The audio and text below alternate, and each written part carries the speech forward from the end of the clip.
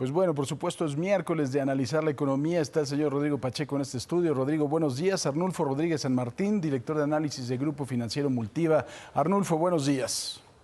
Buenos Buenos días, días, Paco. Paco. Bueno, tenemos sin duda pues problemas en la economía mundial, hay nubarrones, tenemos alta inflación, por supuesto los saldos de la pandemia y es complicado no tener indicadores que nos digan exactamente qué es lo que está pasando. El gobierno federal ha festejado también datos que hablan de un crecimiento de la economía de nuestro país. Arnulfo, ¿cuál es la realidad de las cosas? ¿Con qué indicador se puede verdaderamente saber qué es lo que va a pasar en la segunda mitad del año?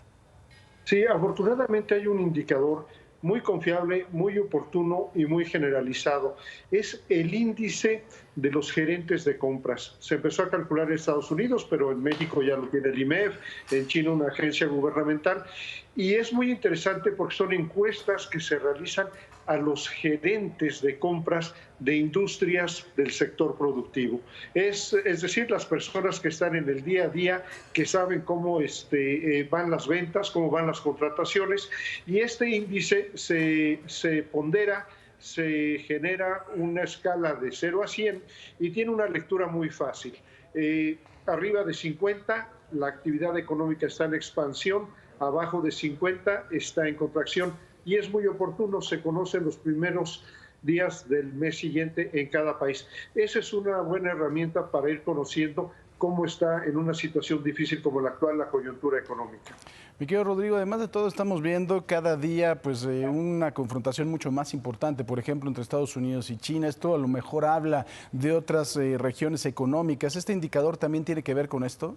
Pues sí, mi querido Paco, en parte sobre todo porque refleja la fragilidad de la economía en su World Economic Outlook, donde el FMI establece cómo ve el panorama económico. Decían que difícilmente Estados Unidos va a lograr evitar la recesión hacia finales de este año y principios del siguiente.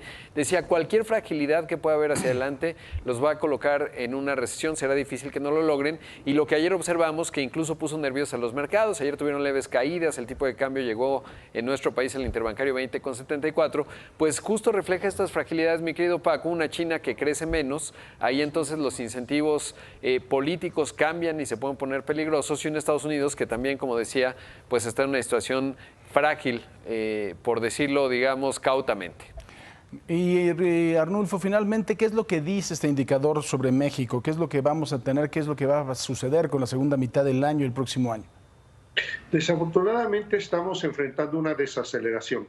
La economía de México va bien, el Producto Interno Bruto del segundo trimestre tuvo un crecimiento de más de un punto porcentual, algo inédito en los últimos 3 años, si quitamos el rebote después del COVID.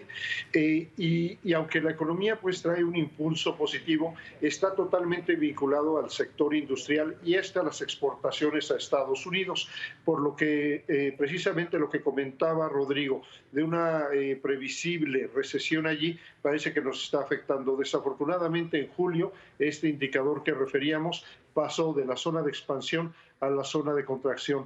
Hay que tener cuidado hacia adelante con las políticas públicas, sobre todo con el tema del Tratado de Libre Comercio y las consultas que se están realizando, porque dañar el comercio exterior de México sería dañar el crecimiento económico. Pues Arnulfo, muchísimas gracias. Gracias, Rodrigo. Muy buenos días. Gracias, Paco.